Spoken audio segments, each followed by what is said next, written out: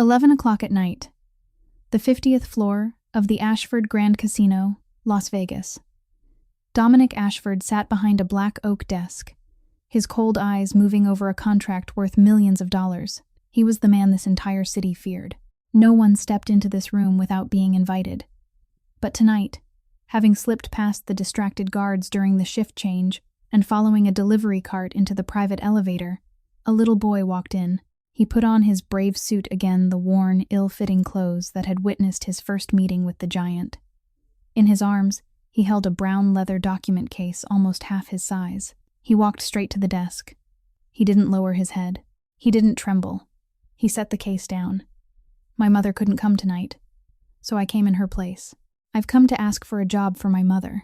Dominik Ashford, the man who had once made the entire underworld empire of Las Vegas shake, found himself, for the first time in his life, not knowing what to say. Tristan Cole stood by the door, one hand already slipping inside his suit jacket with the reflex of a man who was always ready to respond. Dominic glanced at him and frowned once. That was all. Tristan understood at once, lowered his hand, but never took his eyes off the boy. The room sank into silence. The steady hum of the air conditioner was the only sound. Dim golden light cast shadows across the glass wall that looked out over the glittering sweep of Las Vegas below.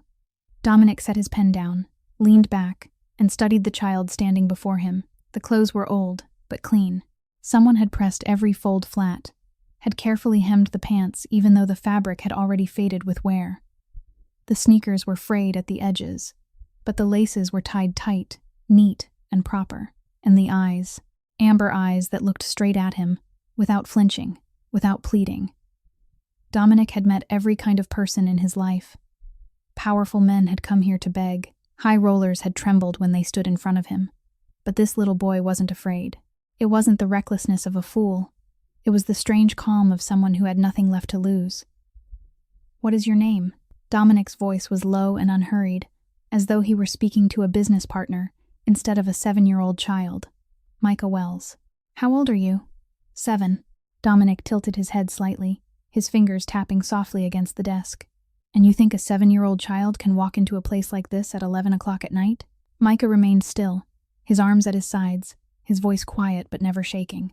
"I think this is the place where my mother could find work, if you're willing to read her file." Dominic didn't answer at once. He looked down at the brown leather case resting on the desk, old, the corners worn, but carefully cleaned. Then he looked back at the boy, 7 years old, alone, in the middle of the night, in the den of the man all of Las Vegas wouldn't dare name. Tristan cast a glance toward his boss, his eyes full of questions. Normally, anyone who entered this room without permission would be removed at once. But Dominic gave no order. He simply sat there, his fingers still tapping in a measured rhythm against the edge of the desk, his steel-gray eyes never leaving the child in front of him. 1 minute passed, then 2. At last, Dominic leaned back in his chair and folded his arms across his chest. He didn't tell the boy to leave. He didn't tell him to stay. He only watched, as though he were trying to read something he himself didn't yet understand. Micah remained there, motionless, no pleading, just waiting. If this story has touched your heart, please press like to support us. Share this video with the people you love, and don't forget to subscribe to the channel so you won't miss the next deeply emotional stories to come. Dominic rose from his chair and walked slowly to the glass wall overlooking the city. Las Vegas stretched beneath him like a glittering carpet of diamonds, millions of lights flickering in the black night. But he knew better than anyone that beneath all that shimmer lay darkness, sin, and lives ground into dust.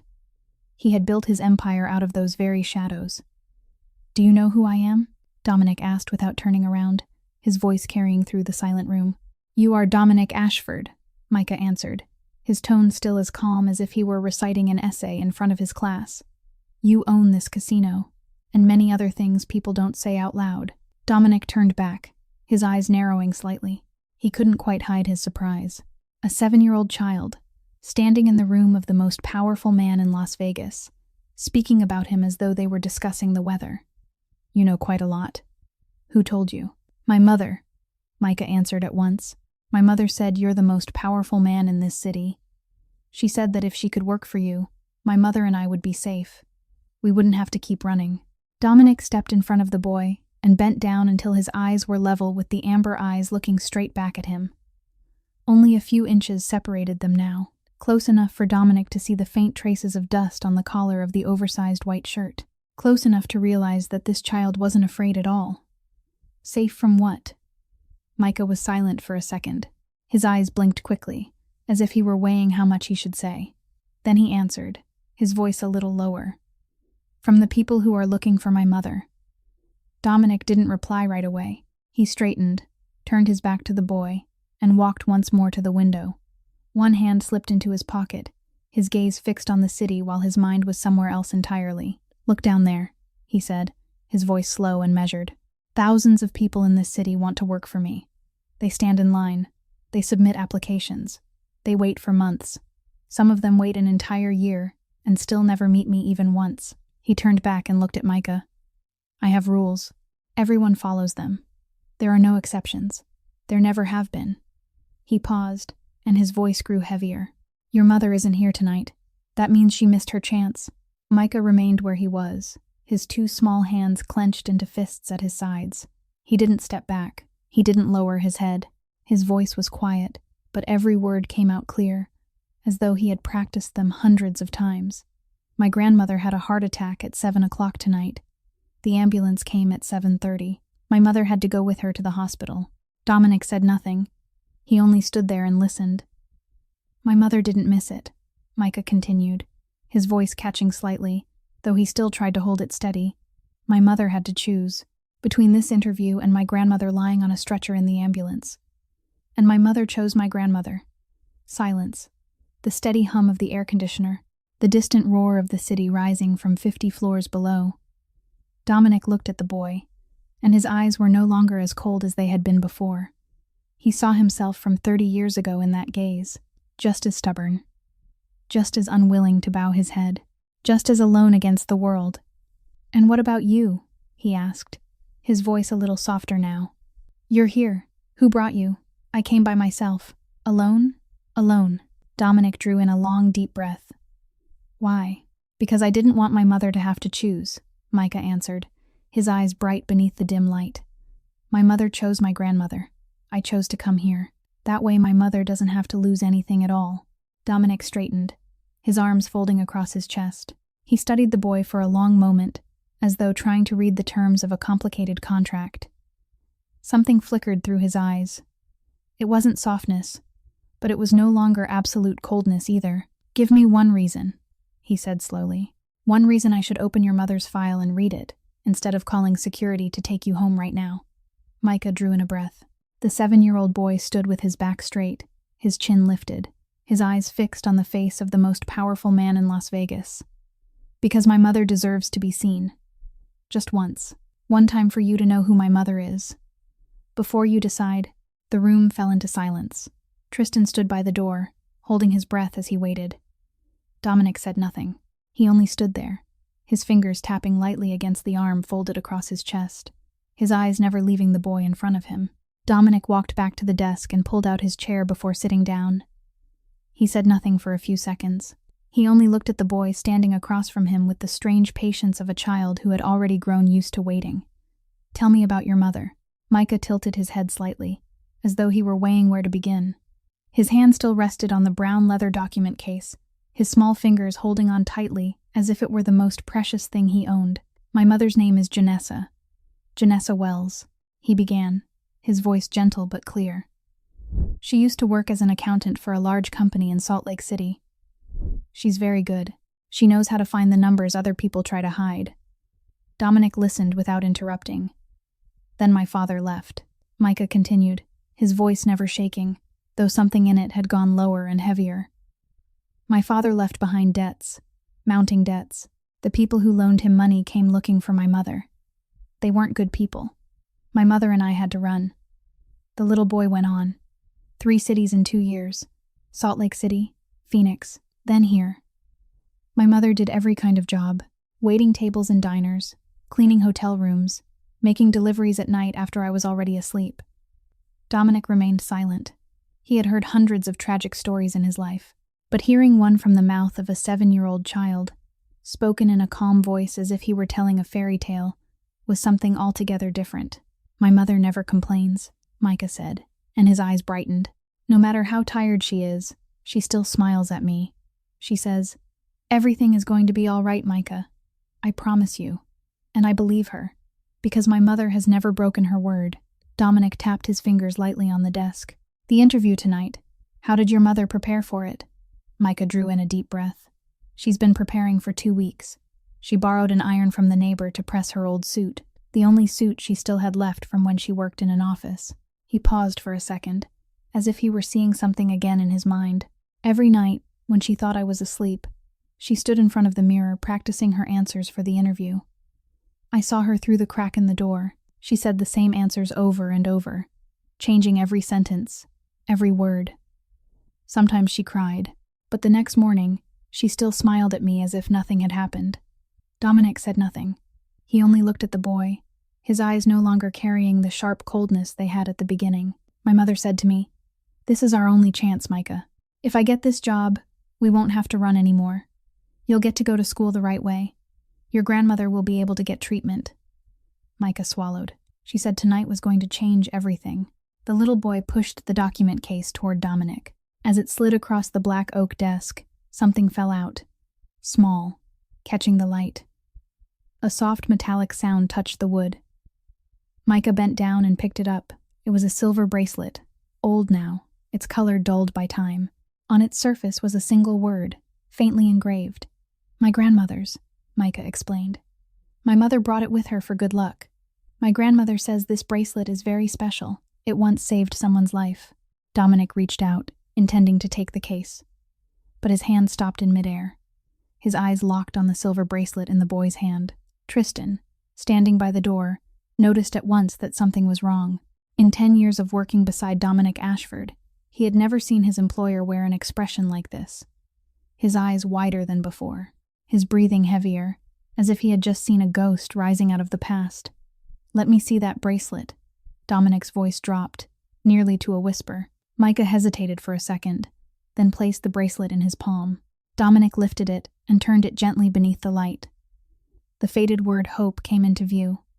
His fingers moved over each worn letter as though he were touching something sacred that had been lost a very long time ago. And then the memory came crashing back. 18 years earlier. A pitch-dark alley in the slums of southern Las Vegas. A 15-year-old boy running through the night, one hand pressed hard against the stab wound in his side, blood slipping through his fingers. He was running from his own father, the man who had just driven a knife into him because he had dared to hide money to buy medicine for his mother, instead of handing it over to be gambled away. He collapsed in front of an old wooden door. He had no strength left to run another step. He thought he was going to die there. But the door opened. A middle-aged woman looked down at him. She didn't ask who he was. She didn't ask what had happened. She simply pulled him inside, laid him on an old sofa, and bandaged the wound. When he woke, she was sitting beside him, holding out a silver bracelet. "Everyone deserves hope, young man. Even you. Never forget that." That was the last night Dominic was still a child, and it was the first time in his life anyone had shown him kindness without asking for anything in return. He left that house at dawn, carrying the bracelet and the promise that he would return one day and repay the debt. But when he came back a few months later, someone else was living in the house. That woman had vanished as though she had never existed. She had changed her name to avoid her son-in-law's creditors, living as a ghost until her illness forced her to use her real identity for hospital records. Dominic lifted his head and looked at Micah with entirely different eyes. His voice dropped lower, almost trembling. "Your grandmother, what is her full name?" "Helena Wells." Dominic stopped breathing. His fingers tightened around the silver bracelet. Helena, the name he had searched for over the last 18 years. The woman who had saved his life on the darkest, most hopeless night he had ever known. Slowly, he set the bracelet down on the desk, right beside the brown leather document case. Then he pulled the case toward himself and opened it. For the first time that night, Dominik Ashford began to read Janessa Wells's file. Dominic turned each page of the file in silence. The dim golden light fell across the neatly typed lines, across the numbers arranged in careful order. Micah stood opposite him without moving, his hands hanging at his sides like a sentry waiting for orders. Janessa Wells, 27 years old, former forensic accountant at Morrison & Webb, one of the largest auditing firms in the United States. certified public accountant, specialized in detecting financial fraud, had handled complex cases worth millions of dollars. Dominic turned another page. Left her job 2 years earlier for personal reasons. No formal employment since then. Only temporary work. Waiting tables, cleaning hotel rooms, making deliveries. He looked down at the recommendation letters. One from the pastor of a local church, praising her diligence and honesty. Another from the owner of the laundromat where she worked part-time, calling her the most reliable employee she had ever had. Dominic understood at once the story hiding behind these dry lines. A husband with a gambling habit. Debts piled on top of debts. She took her son and ran. Gave up a rising career. Gave up everything to keep her boy safe. A life shattered, and yet she still struggled every day to stand back up. He had seen too many people like that. People battered by life, crushed beneath circumstance. Most of them fell and never rose again. But every now and then, there were people like Janessa Wells. People who refused to give up. Dominic closed the file and set it down on the desk. Then he lifted his eyes to Micah. "Your mother will have 1 week." Micah blinked, as though he couldn't believe what he had just heard. 1 week, sir? 7 days, Dominic said, his voice still even, but final. 1 week to prove that what is written in this file is true. I will put your mother in charge of the books for Ashford Hospitality Group, my restaurant chain. Entirely legitimate. Nothing questionable. Micah swallowed. And if my mother does well, then your mother stays. There will be a formal salary, health insurance, safe housing. Dominic looked directly into the boy's eyes. And if she can't do it, your mother will have to leave. I don't give second chances. I never have. Make sure your mother understands that clearly. Micah didn't answer right away. He stood still for a moment, as though he were trying to take in everything he had just heard. Then he bowed deeply. A bow far too formal, far too old for a 7-year-old child, as if he had already seen and lived through more than his age should ever have allowed. Thank you, sir. My mother won't disappoint you. I promise. Dominic didn't reply. He only gave a single nod, then turned to Tristan, who was still standing by the door. Take the boy home safely. Micah turned and began walking toward the door. But after only a few steps, Dominic's voice sounded behind him. Wait! The boy stopped and turned his head. Dominic picked up the silver bracelet, its dulled metal catching the light beneath the lamp. He looked at it for a long time, his fingers passing over the faded word hope. Then he held it out toward Micah. Give this back to your grandmother, and tell her one thing. Micah came closer and received the bracelet with both hands. Dominic paused for a second. His voice softened, almost to a whisper. Tell her that someone still owes her a life, and that person never forgot. Micah looked at him, his young face filled with questions. He wanted to ask. He wanted to know the meaning behind those words, but there was something in the gray eyes of the man before him that made him stay silent. He only nodded, slipped the bracelet into his shirt pocket, and followed Tristan out. The door closed. Tristan glanced back at his employer one last time before taking the boy away. In 10 years of working for Dominik Ashford, he had never seen the man wear an expression like that. It wasn't softness, but it was something close to remembrance, something close to pain. Dominic walked to the glass wall and looked down at the glittering city of Las Vegas below. His hand slipped into his trouser pocket. Yet he could still feel the warmth lingering on the fingers that had held the bracelet. 18 years. He had searched for that woman for 18 years. Hired investigators, turned over old records, returned to that slum dozens of times. He had never found her. And tonight, her grandson had stepped into his life. A 7-year-old child carrying an oversized document case. A boy who had dared to stand before the most powerful Mafia boss in Las Vegas to ask for a job for his mother. Dominic gave a faint laugh, one of those rare and fleeting smiles. Fate, sometimes, truly did have a sense of humor. He turned back to the desk and looked at the file still lying there. Janessa Wells, the daughter of Helena Wells, the mother who had given him hope when he had nothing left at all. Now it was his turn to give her daughter a chance. The next morning, St. Mary Hospital. Sunlight slipped through the thin curtain, casting pale streaks of light across the cold white tile floor. Janessa sat beside her mother's bed, her hand clasping the older woman's frail fingers, her eyes dark with the shadows of a sleepless night. Helena lay still in the hospital bed, the heart monitor giving off its steady beep-beep, the oxygen tube still resting beneath her nose. The doctor had said she was out of immediate danger, but she needed heart surgery. The cost was a number Janessa hardly dared let herself think about. $200,000. Possibly more. Even a lifetime of work might not be enough to cover it. She looked down at her mother, tears threatening to rise, but she forced them back. She couldn't cry. Not now. The phone in her pocket began to vibrate. An unfamiliar number. Janessa hesitated for a second, then answered. "Miss Wells?" The man's voice was low, polite, but not warm. "I'm calling from Mr. Ashford's office. Mr. Ashford would like to see you at 2 o'clock this afternoon. The address will be sent to you by text message." Janessa shot to her feet so suddenly she nearly dropped the phone. "Ashford? I don't understand.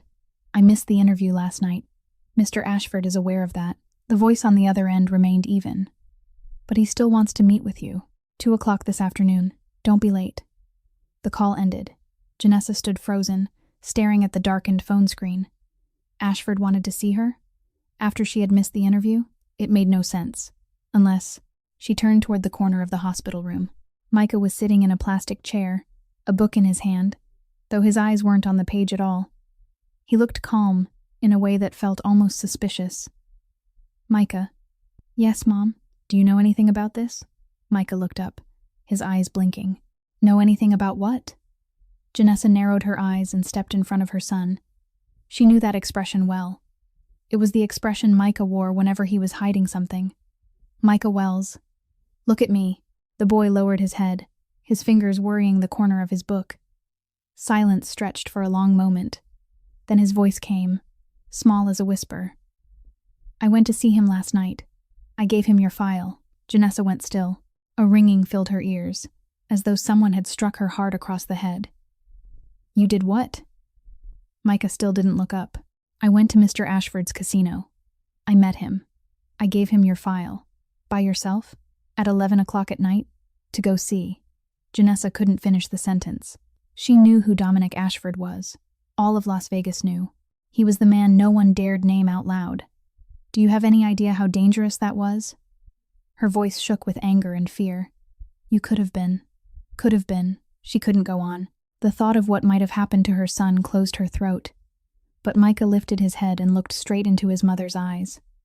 His eyes held no fear, no regret, only a kind of determination no 7-year-old child should ever have had to carry. "You said this was our only chance. I didn't want you to lose it because Grandma got sick. I didn't want you to have to choose." Janessa looked at her son, and without even realizing it, tears were already running down her face. She dropped to her knees and pulled Micah tightly into her arms, feeling the warmth of his small body against her. She said nothing. She didn't know what she could say. She only held him and cried. At 2 o'clock that afternoon, Janessa stood before the gates of the Ashford Grand Casino. She wore the old suit she had pressed 2 weeks earlier, her hair pinned neatly at the nape of her neck, her back straight even though her heart was beating wildly inside her chest. She drew in one deep breath, then stepped inside. The elevator carried her to the 50th floor. The doors opened, and she stepped into the vast penthouse. Dominik Ashford stood by the glass wall, his back turned, looking out over the city below. He turned when he heard her footsteps. His eyes swept over her from head to toe, as though he were evaluating a contract. "Do you know who I am?" Janessa didn't avoid that gaze. "I do." "And you still came?" "You asked me here, and I need the job." She spoke plainly, her voice not trembling in the least. "I don't care who you are out there in the world. I only need to know one thing. Is the work you're offering legal?" Dominic looked slightly surprised. He had met many people who came asking him for work, but no one had ever dared lay down a condition to him before. "Aren't you afraid?" Janessa gave a faint smile, tired, but not weak. "I've already been afraid enough, Mr. Ashford. 2 years of running taught me one thing. Fear doesn't help. No one comes to save you just because you're afraid. Only action changes anything." Dominic fell silent and looked at her for a long time. In her eyes, he saw something he rarely found in the people who came before him: resilience. Not recklessness, not arrogance, but the strength of someone who had touched the bottom and refused to stay there. 1 week, he said, managing the books for Ashford Hospitality Group, my restaurant chain, entirely legitimate. And after 1 week, if you can do it, you stay. If you can't, you leave. Dominic looked straight into her eyes. There is no second time. There are no exceptions. Janessa nodded. I understand. When do I start? Tomorrow morning, 8 o'clock. She bowed her head in thanks, then turned and walked toward the door. But just as her hand touched the doorknob, Dominic's voice came from behind her. Miss Wells. She stopped, but didn't turn around. You have a brave son, braver than many grown men I've met. Janessa stood still for a second. Then she answered, her voice soft but steady. I know. He's the only reason I'm still standing today. She opened the door and walked out without looking back. For the first 3 days, Janessa worked in silence. The finance office of Ashford Hospitality Group was on the 30th floor, 20 floors below Dominic's penthouse. But the real distance between them was far greater than that. She sat in the corner of the room, at the smallest desk, with the oldest computer. No one greeted her in the morning. No one asked whether she needed help. No one even bothered to look at her when she walked in. She learned everything on her own from the beginning. The accounting system, the management software, the filing structure. She had to dig through stacks of old paperwork to find her own login password because no one cared enough to give it to her. She didn't complain. She simply worked. The other employees glanced at her with suspicion every time she passed by. The invasive looks of people trying to guess what kind of connection she must have had with the boss to be brought in there. She heard the whispering behind her when she went to get water. She must have something going on with the big boss. Otherwise, how did she get in? Let's see how long she lasts. New girl acting like she's above everyone. Heard she's got a kid, probably looking for a sugar daddy. Janessa pretended not to hear. She went back to her desk, turned on her computer, and kept working. Numbers were the only language she needed. Numbers didn't whisper. Numbers didn't judge. Numbers only told the truth. On the second day, while reviewing the previous month's report, she found a small error. One transaction had been entered incorrectly, a $5,000 discrepancy between two financial statements. Not large, but enough to cause trouble in an audit. She corrected it without saying anything to anyone, then sent a brief email to the head of accounting with the subject line, Correction to October report error. No long explanation, no attempt to claim credit. She simply finished the job. On the third day, she completed all the work she had been assigned for the entire week, 4 days ahead of schedule. That evening, Janessa was still in the office when the clock struck 9. The hallway was deserted, with nothing but the soft hum of the air conditioner and the green exit light blinking at the far end of the corridor. She was studying the financial structure of the entire restaurant chain, drawing a diagram on paper, making notes of the points she didn't yet understand. She packed up her things, shut down her computer, and walked to the elevator. The doors opened. Dominik Ashford was standing inside. Janessa stopped for a second, then stepped in. The doors closed. The elevator began to descend. Silence. Still here at 9 o'clock at night? Dominic's voice broke the silence, low and even. Janessa looked straight ahead and didn't turn toward him. The work wasn't finished. The workload I gave you isn't heavy enough to keep you here this late. I'm not only doing what you gave me, she answered calmly. I'm learning the entire system, how it works, how the departments connect to each other. Dominic was silent for a second. What for? To understand, Janessa said. I don't do half-hearted work, Mr. Ashford. If I'm here, I want to know what I'm doing. Not just type numbers into a spreadsheet and go home. Dominic didn't reply. He looked at her with an unreadable expression, as though he were weighing something in his mind. The elevator stopped at the ground floor. The doors were about to open. Your son? Dominic said suddenly. Is he all right? Janessa was slightly surprised. She hadn't expected him to ask about Micah. He's with the woman next door. She's kind. Micah's used to it. Used to his mother working late? Janessa turned to look at him for the first time since stepping into the elevator. Used to taking care of himself. Her voice held no bitterness, no accusation. It was simply the truth. For the past 2 years, he's gotten used to everything. Used to packing up and moving. Used to having no friends. Used to his mother coming home late. He's only 7 years old, but he's grown up more than many adults ever do. The elevator doors opened. Janessa stepped out without looking back.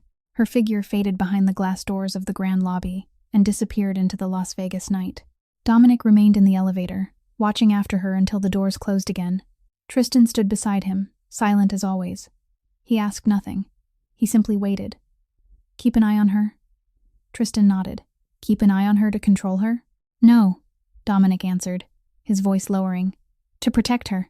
She said there are people looking for her. Her former husband's creditors? Maybe. Or worse. Dominic turned the ring on his little finger, the habit he had whenever he was thinking. Find out who they are, how many there are, and where they are now, and if they come here?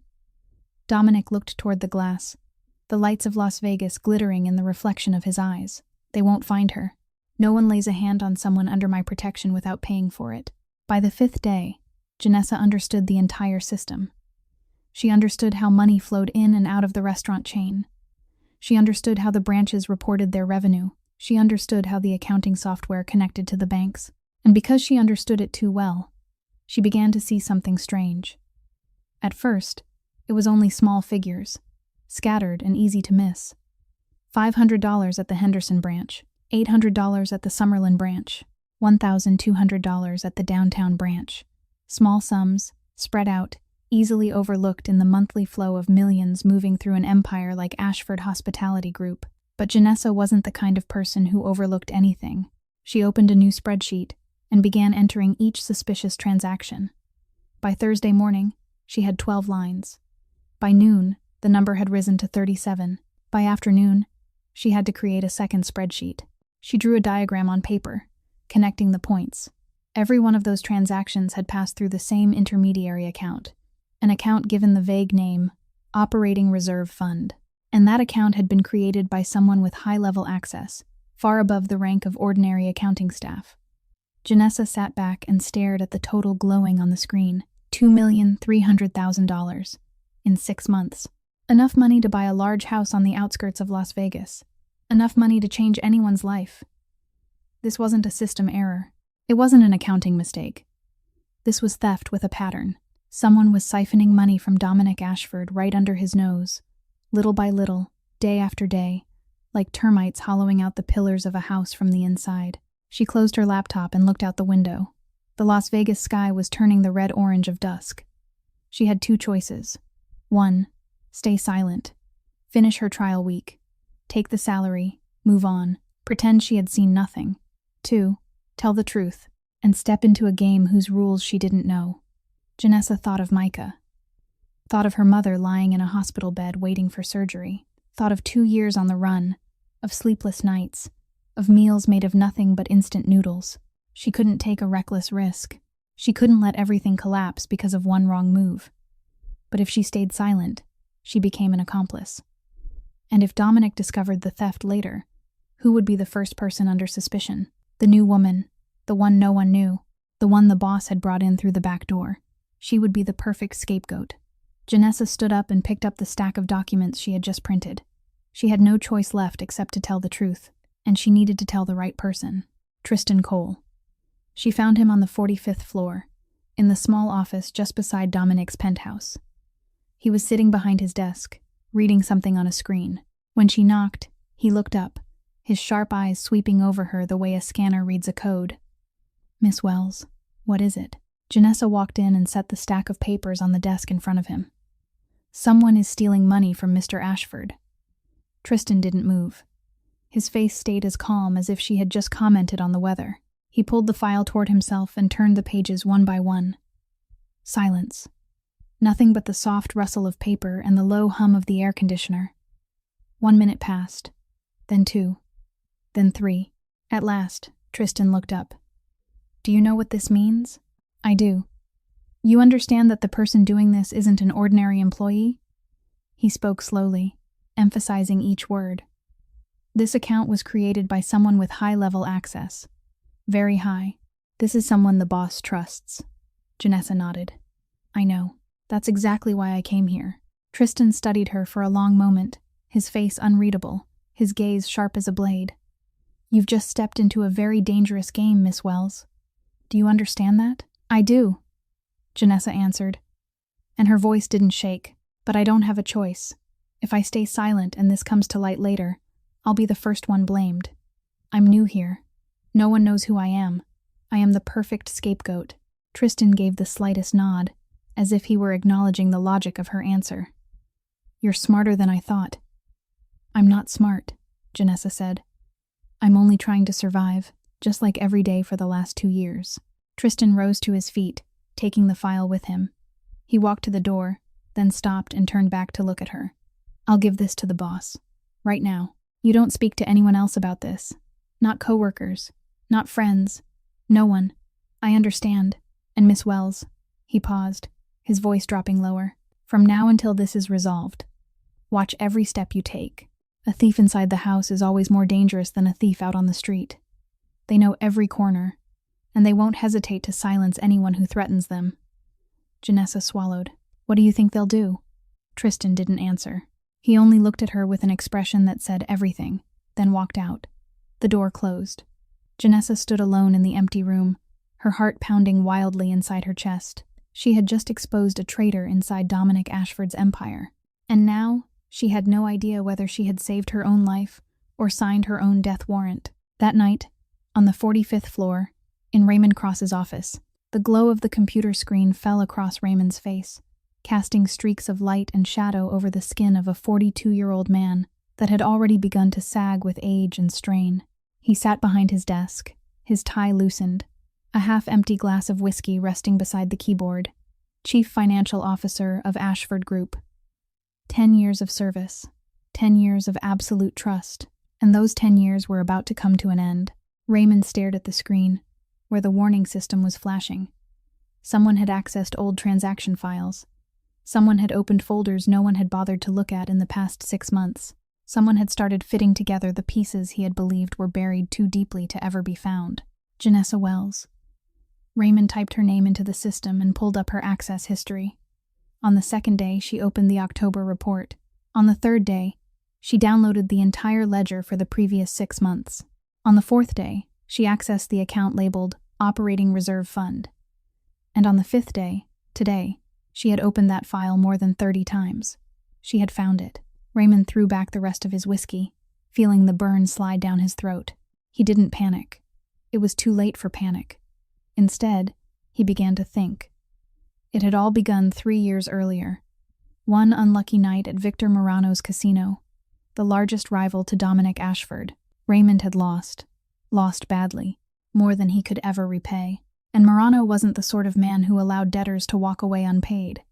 They had given him a choice: repay the debt in money, or repay it in information. Raymond chose the second option. Move money slowly, little by little, through small transactions no one would notice, enough to repay Morano, enough to stay alive. But then greed had grown. If he could move money to Morano, why not keep a little for himself? $2,300,000 in 6 months. More than half of it now sat in his private account in Switzerland. And now, a new employee who hadn't even been there a full week had uncovered everything. Raymond opened a new window on the screen. He had prepared for this possibility long ago. Plan B, the plan he had hoped he would never have to use. He began altering the records, one line at a time, one number at a time. The account labeled Operating Reserve Fund had now been created by Janessa Wells. The suspicious transactions were now approved by Janessa Wells. The electronic signatures, the confirmation emails, everything led back to one name, Janessa Wells. Raymond worked quickly, but carefully. 10 years in finance had taught him how to erase a trail. 10 years working for Dominik Ashford had taught him how to leave no weakness behind. He gave a cold, thin smile as he looked at the finished screen. A new woman who had only just arrived, whose background no one knew, brought in through the back door by the boss himself. Who would believe her? Who would defend her? Perfect.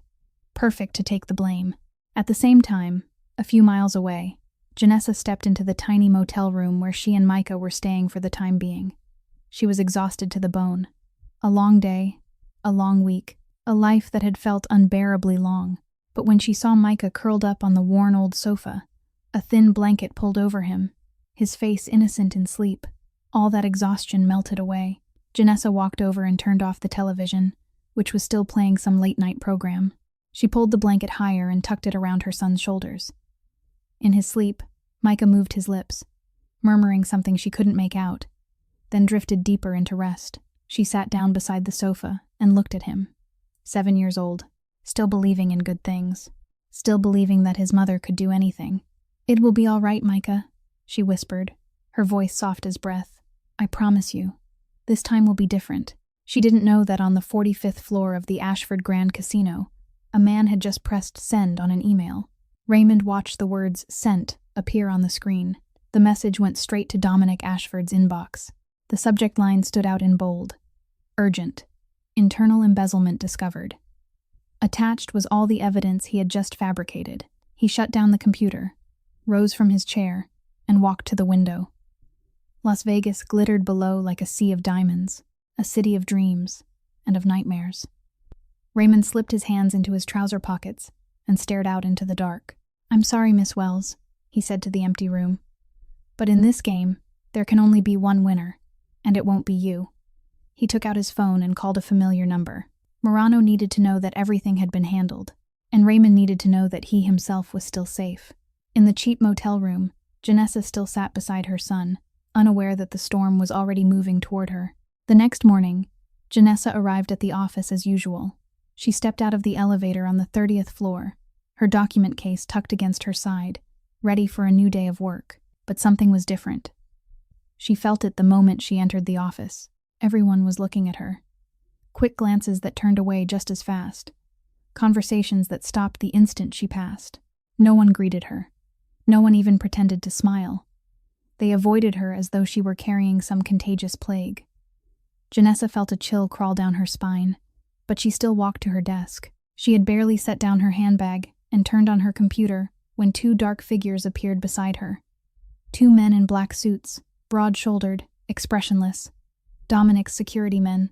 "Miss Wells," one of them said, his voice empty of feeling. "Come with us." Janessa wanted to ask why, but one look into their cold eyes told her there was no point. She rose and followed them into the elevator. Her co-workers watched her go, whispering among themselves. Not one of them said a word to her. The elevator stopped on the 50th floor. The doors opened. Dominik Ashford's penthouse. Janessa stepped inside, and her heart seemed to drop straight into the pit of her stomach.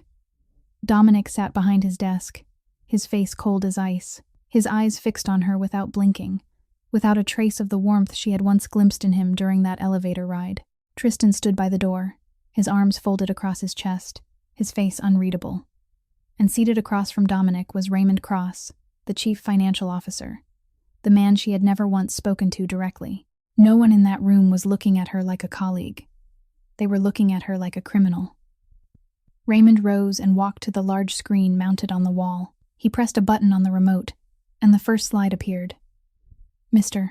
Ashford, this is what I found after receiving the alert from the system." He began his presentation. One slide after another, one figure after another. The suspicious transactions over the last 6 months. $2,300,000 moved out of the company. And every last piece of it, every single trail, led to one name, Micah Wells. Janessa stared at the screen, unable to believe what she was seeing. The account was in her name. The electronic signature matched her sample. The approval emails had been sent from her address. Everything pointed to her. $2,300,000. "Mr. Ashford," Raymond said, his voice heavy with false gravity. She moved it out in only 2 weeks after joining the company. A plan prepared in advance, I would assume. He turned toward Janessa, his face arranged into counterfeit pain. "I didn't want to believe it, Miss Wells. I truly didn't. But the evidence here is simply too clear. This is a lie." Janessa stepped forward, and her voice rang through the silent room. "This is a complete lie. I'm the one who found those transactions. I reported them to Mr. Cole yesterday afternoon." Raymond shook his head and sighed as though he regretted having to say what came next. "Of course, that's what you'd say. The best way to hide a crime is to pretend you're the one who discovered it. Throw everyone off the trail." Janessa turned to Tristan, desperation flooding her eyes. "Mr. Cole, you know that's true. I gave you the documents. You read them right in front of me." Tristan looked at her. He didn't nod. He didn't shake his head. He only remained silent. Raymond cut in. "Miss Wells, don't drag other people into this. Mr. Cole rechecked all the documents you gave him. They don't match the system. You created them to distract us once you realized you'd been discovered." "That's not true. I didn't." Janessa turned to Dominic, looking straight into the gray eyes that were observing her with brutal coldness. "Mr. Ashford, please, you have to believe me. I didn't do this. I had no reason to do this. Silence. Dominic said nothing. He looked at her for a long time, and not a single flicker passed through his eyes. No anger, no disappointment. Only cold. Cold as the desert night. Lock her up until the investigation is complete. His voice held only those words, but those words fell like a death sentence. Mr. Ashford. Janessa stepped forward, but the 2 guards were already blocking her. I didn't do this. Please, let me explain. Strong hands closed around her arms and pulled her back.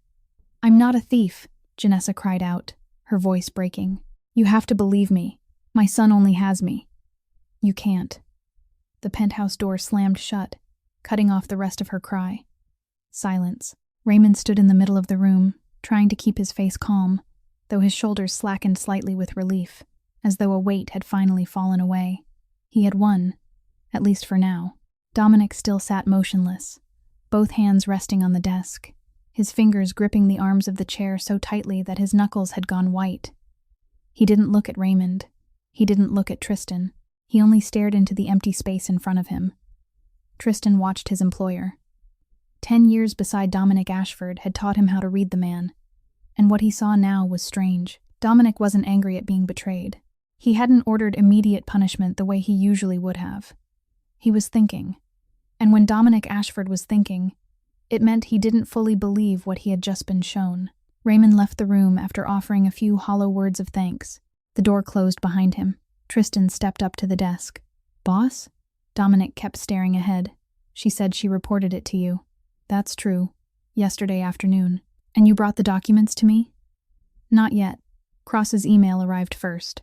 Silence. Dominic tapped his fingers on the desk. Look into everything again. From the beginning. And don't let Cross know. Tristan nodded, turned, and walked out. Somewhere in this building, Janessa Wells was being held, and somewhere else, the truth was waiting to be found. The basement of the casino, a room without a number. Janessa sat on the narrow bed, her back resting against the cold concrete wall. There was no window, only a single ceiling bulb casting a dull yellow light. A small table, a chair, and an absolute silence, so heavy it felt suffocating. She had no idea how long she had been here. A few hours? Half a day? There was no clock, no phone. Nothing except 4 walls and the thoughts spinning endlessly in her head. For the first time in 2 years, Janessa cried. Tears rolled down her cheeks and fell onto her hands. She wasn't crying out of fear. She wasn't crying out of anger. She was crying for Micah. Where was her son now? What was he thinking? Was he waiting for his mother to come home? The kind neighbor couldn't keep him forever, and Helena was still lying in the hospital, not knowing that her daughter was being held like a criminal. She had promised Micah, "It will be all right." That was what she told him every night, and tonight, she had broken that promise. Janessa lowered her head onto her knees, her shoulders trembling in waves. She didn't know what to do. For the first time in the 2 years they had spent running, she didn't know what the next step was. At the same time, a few miles from the casino, Micah sat on the worn old sofa in the motel room. 8 o'clock at night. His mother still hadn't come home. Usually she came back at 7. 9 o'clock at night. Still no sign of her. Micah began to worry. 10 o'clock at night. He called his mother's phone number. The ringing went on and on. No one answered. He called again. Still, no answer. 10 times. 20 times. The phone went straight to voicemail. Micah sat in the dark, staring out the window. The streetlights blinked outside. The sounds of traffic grew thinner. The late night slowly settled in. The 7-year-old boy didn't cry. He had forgotten how to cry a long time ago. Since those first nights of running. Since those meals made of nothing but instant noodles. Since the times he watched his mother come home exhausted from a night shift. Tears didn't help anything. He had learned that earlier than most children ever did. He remembered something his mother had once said, on a night when she was helping him with his math homework. The ledger never keeps secrets, Micah. If there's a problem, look at the numbers, look at the time. They'll show you the truth. Where did his mother work? The Ashford Grand Casino, the 30th floor, the finance office. Who could help his mother? Mr. Tristan, the cold man who had still listened to him that night. If his mother wasn't coming home, then something had happened. And if something had happened, he had to do something. Micah stood up. He walked into the tiny bedroom and opened the closet. The oversized white shirt was still hanging there, the same shirt he had worn the first night he went to meet Mr. Ashford. He put it on and buttoned it carefully. The dress pants hemmed up 3 times, the old sneakers with the frayed edges. He looked at himself in the mirror. Still the same thin 7-year-old boy.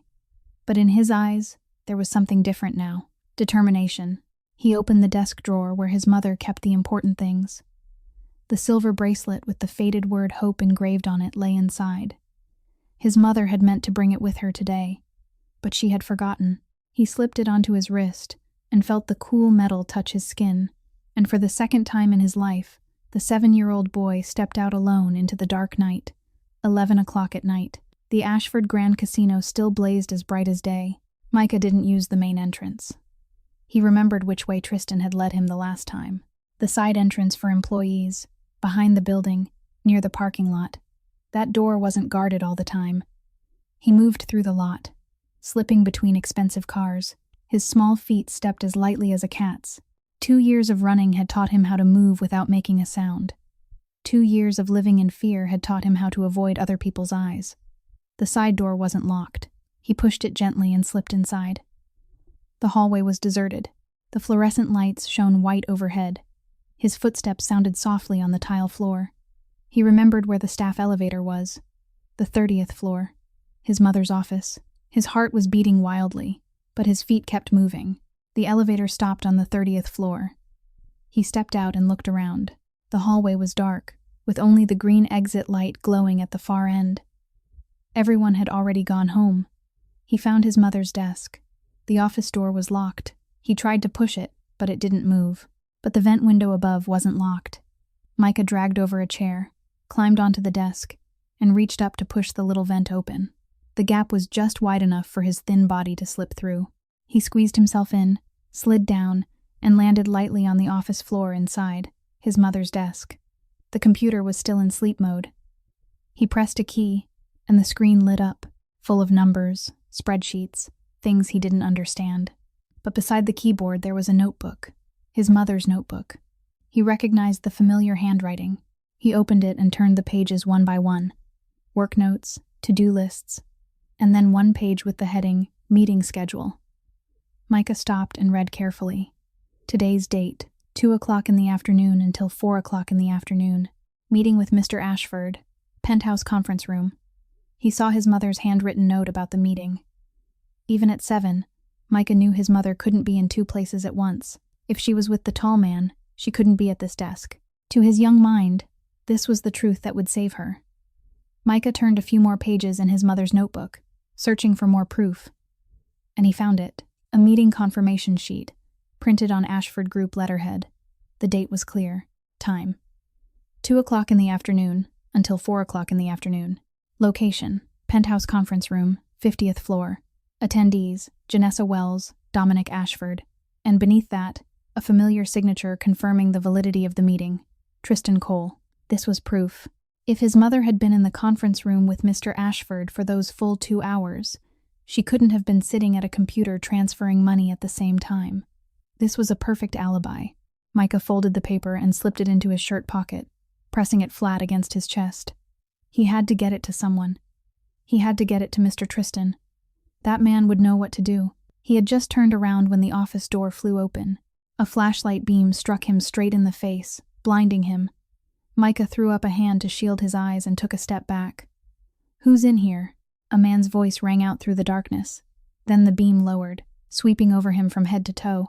A figure stepped inside, his face slowly coming into view beneath the fluorescent spill from the hallway. Raymond Cross. He recognized Micah immediately. His eyes widened for the briefest moment, then settled back into something smooth and controlled.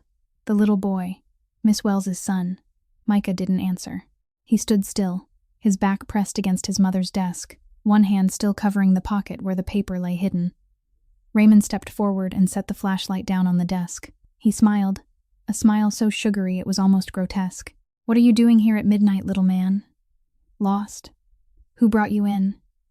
Micah took another step back until his shoulders hit the wall. There was nowhere left to go. "I'm looking for my mother." "Your mother?"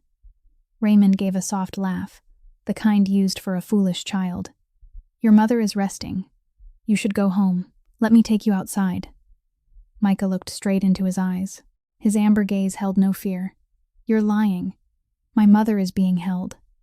The smile died on Raymond's face.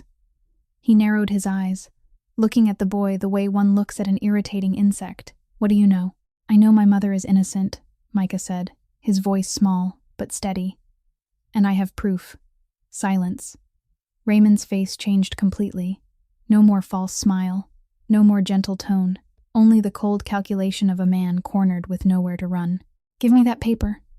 He stepped closer, his eyes sharp as knives. Micah shook his head, clutching the pocket so tightly his fingers turned white. Give it to me now. Raymond lunged and grabbed the boy by the arm.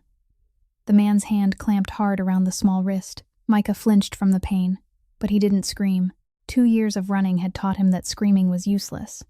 No one came to save you just because you screamed. The only person who could save you was yourself. Raymond yanked him out of the office and dragged him down the dark hallway.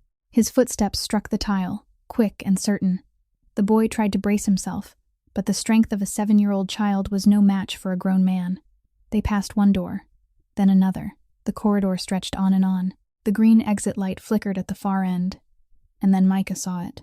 A door still lit from inside, warm yellow light spilling beneath it. On the plaque outside was the name, Tristan Cole. This was his chance. His only chance. He drew in one deep breath, gathered all the strength in his small chest, and shouted, Mr. Cole! Mr. Cole! My mother is innocent! Raymond slapped a hand over his mouth, rough and hard against his lips. But it was too late. The cry had already echoed through the silent hallway. The door to Tristan's office flew open. Tristan Cole stepped out, his sharp eyes sweeping over the scene before him. A man dragging a 7-year-old boy, one hand clamped over the child's mouth, in the middle of the night, in an empty building. Cross. His voice was cold as ice. Let him go. Raymond quickly released his hand, trying to keep his face calm. He broke in here. I caught him in Wells's office. I was about to take him down to security. Let him go, Tristan repeated, each word clear as an order. Raymond let Micah go. The boy ran at once to Tristan's side, breathing hard, but not crying. He reached into his pocket and pulled out the paper, now wrinkled from how tightly he had held it. Mr. Cole, he said, his voice trembling but firm, this is my mother's meeting schedule. My mother was with Mr. Ashford from 2 o'clock until 4 o'clock that afternoon. She couldn't have moved the money if she wasn't at the computer. This is proof. Tristan took the paper and looked at it. The date, the time, the location, and his own signature beneath it, confirming the meeting. He remembered at once. The meeting had been real. Janessa had been there for the full 2 hours. He himself had arranged and confirmed it. Tristan lifted his head and looked at Raymond. His eyes were cold as steel, sharp as blades. Cross, he said slowly. Stand right there. Don't move. Raymond froze, his face gone pale beneath the fluorescent lights. He opened his mouth as if to say something, but no words came out. His eyes moved to Micah, then to the paper in Tristan's hand, then down to the floor. He knew. The game was over. Tristan didn't waste any time. He led Micah into his office, shut the door, and left Raymond standing outside, under the watch of 2 security men who had just been summoned. Then he sat down at his computer and logged into the building's security camera system. The day of the fraud. 2 o'clock in the afternoon. He ran the footage back and stopped at the penthouse conference room on the 50th floor. Janessa Wells sat across from Dominik Ashford, a pen in her hand, saying something as she took notes. The camera recorded the time clearly in the corner of the screen. 2:15, 2:30, 3 o'clock, 3:30, 10 minutes before 4. For nearly 2 full hours, Janessa never left the conference room. Tristan switched to the transaction logs. The money had been transferred out at 2:20, 2:45, and 3:10. Every single transaction occurred during the very window in which Janessa was sitting in that conference room, in front of the camera, in front of Dominik Ashford himself. She couldn't have done it. She simply couldn't. Tristan pulled up the hidden logs. He had been quietly monitoring the internal network ever since the boy first arrived, and what he found sent a chill through him. The trail didn't lead to the basement at all. It went straight to the 45th floor. Tristan stood up and looked at Micah, who was sitting on the sofa, his eyes wide as he followed every movement the man made. Come with me, He took the boy up to the penthouse. Raymond was marched behind them by the security men, his face pale as a corpse. The penthouse doors opened. Dominik Ashford sat behind his desk, expressionless as a stone statue. His eyes passed over the group entering the room. Tristan, the little boy Micah, then Raymond, trapped between two guards. Tristan stepped in front of the desk. "Boss, there's a problem with the investigation." Silence. Tristan placed the meeting confirmation sheet on the desk, along with the printout from the camera system. The transactions occurred this afternoon between 2:15 p.m. and 3:50 p.m. As the cameras show, Miss Wells was in the conference room with you the entire time. Someone accessed her terminal while she was away at the meeting. Dominic looked down at the evidence and said nothing. Tristan continued. "I checked deeper. The IP address of the computer that made the transfers wasn't Miss Wells's. Every trail leads back to the computer on the 45th floor. Cross's office." Raymond stepped forward, his voice rushed and strained. "This is fabricated. Someone is trying to frame me. It could have been Miss Wells hacking the system and... Cross. Just one word." Dominic's voice was low and cold, as desert wind after midnight. Raymond fell silent at once. Dominic rose from his chair and walked slowly until he stood directly in front of the man he had trusted for 10 years. He looked Raymond straight in the eye without blinking. "I trusted you for 10 years, Cross. 10 years. You were the man I put in charge of the entire financial heart of this empire." Raymond opened his mouth. "Boss, I swear to you." "Don't swear," Dominic cut in, his voice not loud at all, but sharp as a blade. "What I hate most is a traitor who lies. Don't make yourself into the kind of thing I despise." Silence stretched on. The room itself seemed to stop breathing. "I know you owed money to Victor Morano," Dominic said slowly, each word landing like a hammer driving a nail. "I know you were under pressure. Had to move money to pay off the debt. I can understand that. Desperation makes people do foolish things." He tilted his head and looked at Raymond as though he were studying an insect. "But $2,300,000. More than half of it you kept for yourself, not to repay a debt, but out of greed." He paused. "Greed kills people, Cross. You know that."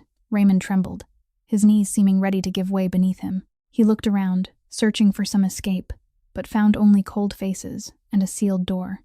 Dominic gave a signal to the guards. "Take him away. Deal with him my way." Raymond was dragged from the room, his mouth forming broken pleas that never became words. The door shut behind him. From that night on, no one in Las Vegas ever saw Raymond Cross again. Dominic turned to Tristan. "Bring Miss Wells up here. Right now."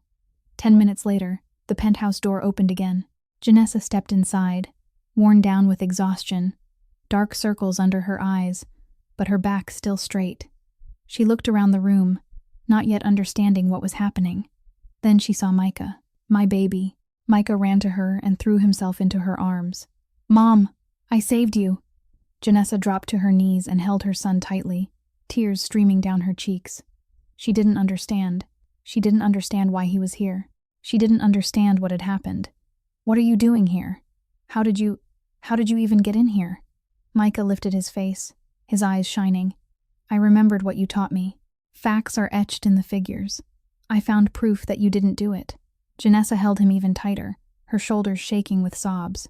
She couldn't speak. She could only hold him, as if letting go might mean losing him. Dominic stood beside the desk, looking at the two of them, silent. Tristan stepped close to him, his voice lowered almost to a whisper. "That's the second time that boy has come here, in the middle of the night. Alone."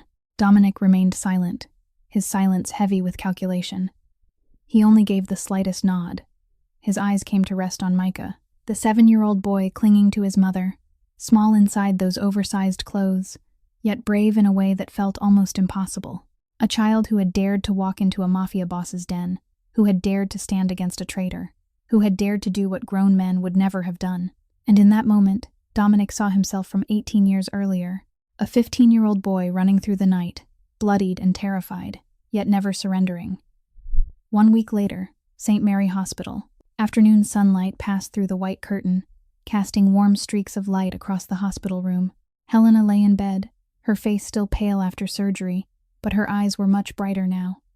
The heart monitor gave off its gentle, steady beep-beep, the sound of life returning. The surgery had been successful. The doctor said she would need several more weeks of rest, but the danger had passed. The hospital bill had been paid in full by an anonymous benefactor. Janessa didn't have to ask to know who had done it. She sat beside her mother's bed, her hand lightly holding the older woman's thin fingers. Micah was curled up on the sofa in the corner of the room, fast asleep after too many nights without rest. The room was peaceful in a strange, almost unreal way, as though the storm of the previous week had never happened. A nurse stepped in and tapped gently on the doorframe. "Mrs. Wells? Someone is here to see you." Helena looked up, not even having time to ask who it was before a figure appeared in the doorway. Tall, a black suit cut to perfection, a sharply chiseled face carrying the familiar coldness of men used to holding power in their hands. But the eyes, the gray eyes held something familiar, something Helena couldn't name at first. The man stepped inside and stopped beside her bed. He looked at her for a long moment, then finally spoke. "Do you remember me?" Helena narrowed her eyes, searching her memory. The face was unfamiliar, but the eyes, the steel-gray eyes, and the faint scar running from his temple down to his left cheekbone. The scar rose before her like a buried memory breaking through the surface. A night 18 years earlier, a dark alley in the slums of southern Las Vegas. A knock at her door in the middle of the night. A 15-year-old boy collapsing on her doorstep, blood seeping from the wound in his side, his eyes terrified, but refusing to cry. "Dear God," Helena whispered, her trembling hand rising to cover her mouth. Tears spilled out and ran down her lined cheeks. "The boy from that night? It was you?" Dominic nodded. For the first time since entering the room, his face was no longer cold. Something in his eyes had softened, like ice slowly thawing beneath sunlight. "You saved my life that night," he said, his voice low and quiet. "You didn't ask who I was. You didn't ask where I came from. You didn't ask why I was covered in blood. You simply pulled me inside, bandaged my wound, and hid me when people came looking for me." Helena smiled through her tears. I remember it very clearly. A frightened boy, in pain, but refusing to cry. You clenched your teeth the whole time I stitched the wound and never made a sound." Dominic reached into the pocket of his suit jacket and took out something small. The silver bracelet with the faded word hope engraved on it, dimmed by time, but still intact. "You gave me this bracelet." He placed it in her hand. "And you said something to me that I never forgot. 18 years, and I still remember every word." Helena looked at the bracelet, then back at him. She nodded, and together they spoke the words. "Everyone deserves hope, even you." Silence followed, but it was a warm silence, not a heavy one. Dominic sat down in the chair beside her bed. "I looked for you for 18 years. I wanted to come back and repay what I owed, but you vanished, as though you had never existed. No one knew where you had gone." Helena let out a soft sigh. "I moved away right after that night. I was afraid the people chasing you would come to my house. I didn't want to bring more trouble down on us." She paused. "I always wondered whether that boy survived, whether he made it, whether he found his way." "I survived," Dominic said. "I found my way, and I came back to look for you a few months later. But someone else was living in the house by then. They told me you had moved away, but they didn't know where. So you really did come back." Helena tightened her hand around his, her eyes shining with tears. She had never imagined that the boy from that night had remembered, had still wanted to find her after all those years. Janessa stood in the doorway, quietly witnessing everything. Now she understood why Dominik Ashford, the most powerful Mafia boss in Las Vegas, had given her a chance. Why he had protected her family. Why he had looked at the silver bracelet that night with the eyes of a man seeing a ghost from his past. It wasn't because of her. It was because her mother, 18 years earlier, had saved a stranger's life without asking for anything in return. Dominic rose to his feet and looked at Helena. "Your family will never have to run again. That's my promise. The people who were chasing your daughter have been dealt with. They won't be coming back." Helena shook her head. "You don't owe me anything. I did what I did because it was the right thing to do, not because I expected to be repaid." "I know," Dominic said, his voice growing gentler. "And that's exactly why I owe you. You saved me not because you wanted something in return. You saved me because you believed every life was worth saving." He paused. "You taught me that there are still good people in this world. In the darkest years of my life, that was the one thing that kept me from becoming a monster." Helena held the silver bracelet tightly, and tears slipped down her face again. Dominic bowed his head to her, then turned and walked toward the door. There, he met Janessa. They looked at each other for a long moment without speaking. At last, Janessa broke the silence. "Thank you. For everything you've done for my family." Dominic shook his head. "I'm the one who should be thanking you. Your mother gave me hope when I had nothing left at all. And your son." He glanced toward Micah, sleeping on the sofa. "That boy showed me that courage still exists in this world." He walked away without looking back. Janessa stood there, watching his figure disappear down the hallway. Then she turned back into the room, sat down beside her mother, and for the first time in 2 years, she cried. But they were not tears of suffering. They were tears of relief. 6 months later, Las Vegas still glittered as it always had, millions of lights flickering in the desert night, the casinos still running 24 hours a day, dreams still being wagered and lost with every passing hour. But for the Wells family, the light of this city now carried an entirely different meaning. Janessa Wells sat in her private office on the 35th floor, where the plaque on the door read Chief Financial Officer, Ashford Hospitality Group. She looked through the glass wall at the city stretched below. The same city where 6 months earlier she had been a fugitive, living in a cheap motel with fear as her constant companion. Now, there was no more running, no more fear. There was only work, respect, and the sense of safety she had once believed was gone forever. Their new apartment stood in a secure neighborhood on the western side of the city. 2 bedrooms, a spacious living room, and a balcony overlooking the distant Red Rock Mountains. Each morning, when the sun rose, the light poured into the apartment and warmed the faces that had once gone hard from suffering. Helena had recovered completely. She lived with her daughter and grandson now, no longer having to worry about hospital bills or sleepless nights filled with pain. Every morning, the 3 of them sat together for breakfast around the small table, a thing that would once have felt like an impossible luxury in the days when they had been running. Micah was studying at one of the best private schools in Las Vegas. The boy now wore a neat school uniform, no longer dressed in oversized white shirts or trousers folded up 3 times at the hem, but inside his new backpack, he still kept one thing from the old days. One morning, when Janessa was driving him to school, she saw him open his backpack and check on something. The silver bracelet with the faded word hope engraved on it lay tucked into the smallest compartment. "Why do you still carry it?" Micah looked up, his eyes lighting brightly. "To remember what Grandma taught me." He smiled. "Everyone deserves hope. I don't want to forget that." Janessa bent down and kissed his forehead. "Do you know something, Micah? You are the greatest hope in my life." Dominik Ashford was still the most powerful Mafia boss in Las Vegas, still cold, still difficult to approach, still capable of making an entire city tremble at the sound of his name. No one dared look him straight in the eye. No one dared speak to him without permission. But there was something different now, something only the people closest to him knew. Once a month, he came to visit the Wells family's apartment. No bodyguards, no ceremony, just a man knocking on the door on a Sunday afternoon, carrying flowers for Helena and chocolate for Micah. Helena made tea, and Dominic sat across from her. She told stories from the old days, stories about her youth, about the years she had worked as a nurse, about the patients she had cared for. He listened without interrupting, sometimes nodding, sometimes smiling faintly. Sometimes Micah was there too. The boy wasn't afraid of the Mafia boss at all. He challenged him to chess, and somehow he won more often than not. "Mr. Ashford, you lost," Micah cried out with delight, moving his queen into checkmate. Dominic looked down at the chessboard and frowned. "You're cheating." "I'm not cheating," Micah grinned. "I'm just smarter than you are." Helena burst into laughter, a bright, ringing sound that filled the little room.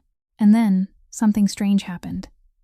Dominik Ashford, the man all of Las Vegas wouldn't dare look at directly, laughed too. A soft laugh, a rare one, but real.